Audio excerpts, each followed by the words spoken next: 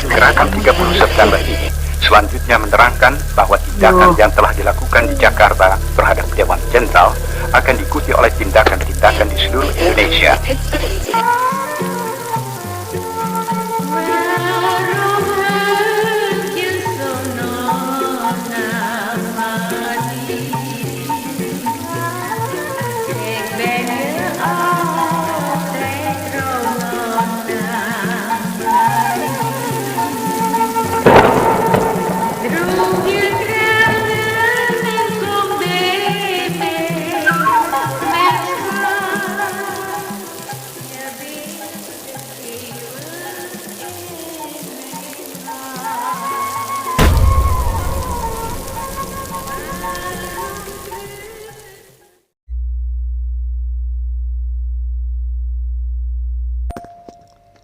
Assalamualaikum warahmatullahi wabarakatuh.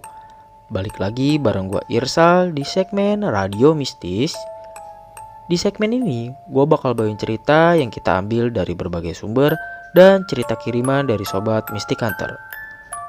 Di episode kali ini gua bakal bawain cerita dari @catatan_yohanes_ yang mengisahkan tentang seorang tukang beca hendak menurunkan penumpangnya di pemakaman saat tengah malam. Terima kasih buat @catatan_yohanes_ yang udah izin kita buat bagiin ceritanya ke sobat Mystic Hunter. Bersembunyilah di balik selimut kalian dan pasang earphone kalian, karena cerita yang gue bawain kali ini bakal bikin bulu kuduk lo merinding.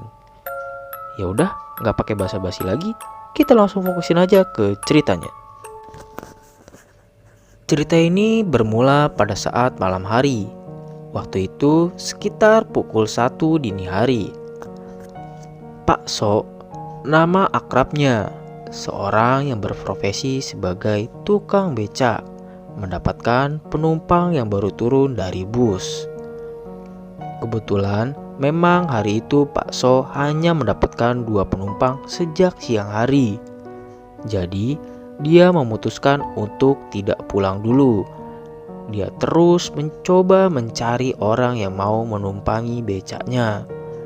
Benar saja, ketika bis berhenti di depan terminal, ada 1 penumpang yang turun. "Wih, mbak-mbak cantik," katanya. Bis tersebut langsung bablas, tidak ngetem terlebih dahulu di terminal. Tidak tahu, mungkin bus warna putih selirit warna-warni itu mau kejar setoran. Mbak yang turun dari bus itu langsung mendekati Pak So.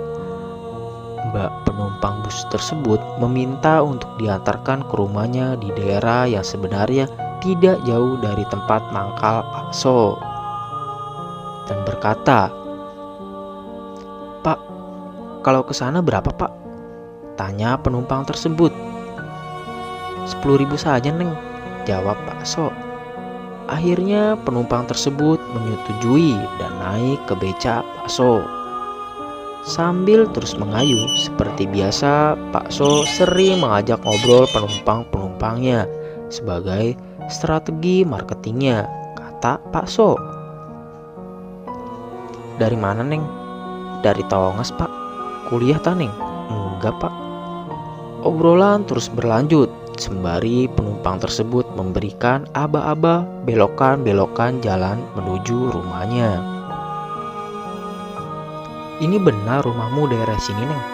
tanya Pak So yang terus mengayuh becaknya. "Iya, Pak."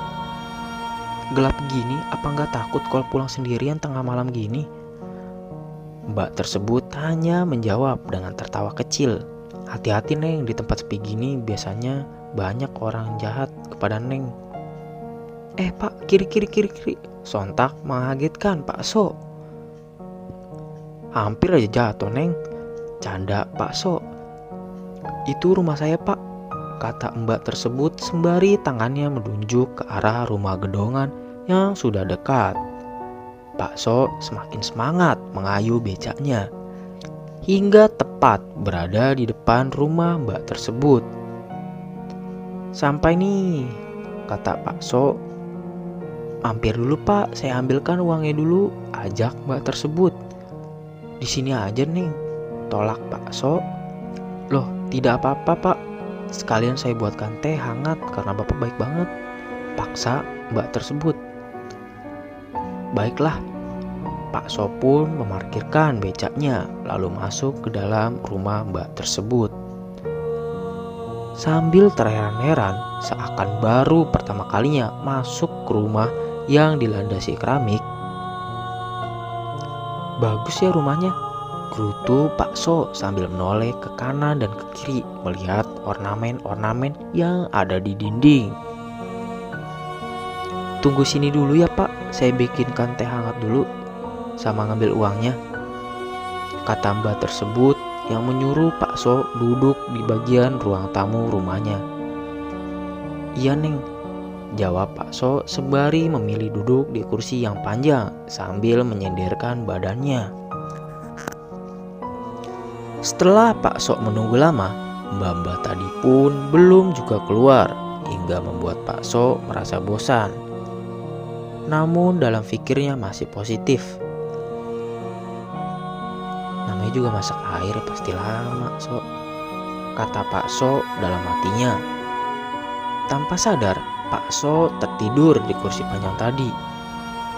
Lelap sekali dalam tidurnya hingga Pak So terbangun karena mendengar suara puji-pujian sebelum azan subuh dari corongan musola dekat sana.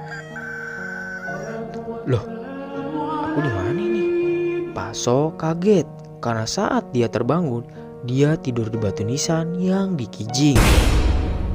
Dia lihat sekeliling, rupanya dia tertidur di dalam makam umum.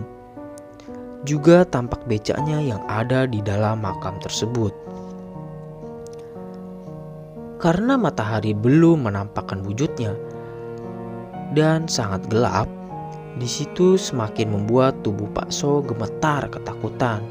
Bulu kuduknya otomatis berdiri dengan sendirinya. Dia lari mencari pintu keluar makam tersebut. Setelah menemukan pintu makam yang ternyata gerbangnya digembok, semakin membuat panik dirinya. "Tolong, tolong!" teriak Pak So dengan harapan ada warga yang mendengarnya. "Tolong, tolong, bukain gerbangnya!" Pak So terus berteriak sekencang-kencangnya. Pikirannya seakan buntu. Dia tidak berpikir loncat di bagian tembok yang agak rendah atau yang lain. Dia hanya bisa berharap kepada orang yang lewat di jalan depan makam tersebut. Setelah menunggu sekian lama yang membuat tubuhnya lemas, akhirnya ada orang yang melihat keberadaan Pak So. Orang tersebut hendak pergi ke musola untuk menunaikan sholat subuh. "Kok bisa berada dalam situ Pak?" tanya orang tersebut yang sebut saja namanya Bejo. "Tolong bukain gemboknya Pak," jawab Pak So dengan dada lirih karena seluruh tubuhnya sudah lemas. "Tunggu Pak, saya panggilkan juru kuncinya dulu," ujar Bejo sembari lari menuju rumah juru kunci makam tersebut yang tidak jauh dari makam tersebut. Pak So tetap fokus melihat jalanan depan makam. Sama sekali matanya tidak melirik ke arah yang lain. Meskipun becaknya jauh berada di belakangnya, tidak dia hiraukan lagi. Tidak lama, Bejo dan juru kunci tersebut datang lalu membuka gembok gerbang makam. Setelah keluar, Pak So ditawari mampir dulu ke rumah juru kuncinya. "Mampir ke rumah saya aja dulu Pak," ajak juru kunci tersebut. "Iya Pak," jawab Pak So. "Lah, itu BC siapa?" tanya Bejo. "Punya saya Pak," kata Pak So yang masih tidak berani menoleh ke belakang. "Kita ambil sekarang saja Pak, mari saya antar," ujar Bejo yang disetujui juru kunci makam tersebut. Susah payah mereka mengeluarkan becaknya yang memang letaknya berada di tengah makam. Akhirnya mereka berinisiatif untuk mengangkat becaknya dan jalan pelan-pelan melewati batu-batu nisan yang ada di sana. Sesampainya mereka di jalan depan, mereka menurunkan becaknya dan bersama-sama menuntun ke rumah juru kunci yang diketahui namanya Pak Somad. Di rumah Pak Somad, akhirnya Pak So menceritakan kisahnya bisa berada di dalam makam tersebut. Udah masuk akal, Blas, kata Bejo. Iya sih Jo, tapi ini Jo, kemarin malam sewaktu saya mau mengunci makam, itu memang si Roman bilang ke saya kalau melihat beca masuk ke makam. Saya kira Roman cuma mau menakut-nakuti saya. Ya udah saya cuek aja, jelas Pak Somad. Tapi kemarin saya benar-benar tidak tahu kalau itu memang makam. Saya kira itu perumahan, Pak, karena memang banyak rumah dan rumahnya itu bagus-bagus.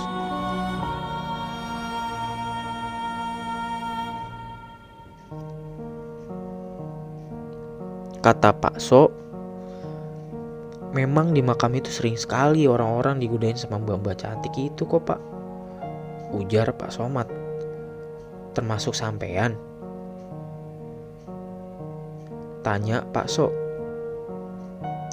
Apalagi saya, Pak, saya kan setiap malam selalu ngunci makam itu biar tidak ada orang yang masuk buat nyari barang nggak benar, jawab Pak Somad. Pak So hanya menggeleng-gelengkan kepala. Tidak lama, Pak So berpamitan pulang karena juga matahari sudah mulai muncul.